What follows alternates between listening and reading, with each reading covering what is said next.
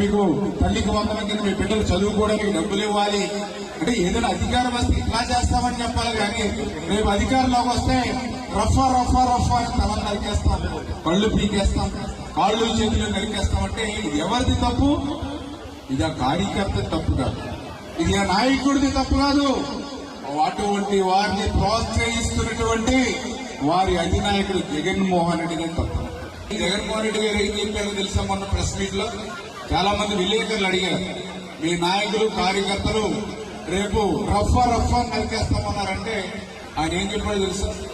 అది తప్పే ఉంది అందులో అని చెప్పారు. చూడండి, ఒకవేళ ఎవరైనా ఆవేశంతో తెలియదో తప్పు చేస్తే దాన్ని ఖండిస్తున్నారని చెప్పాలి. అటువంటి ఎప్పుడు కూడా పునరావృతం కాకూడదని చెప్పాలి ఏ నాయకుడైనా సరే. కానీ ఆయన ఏం చెప్పాడు?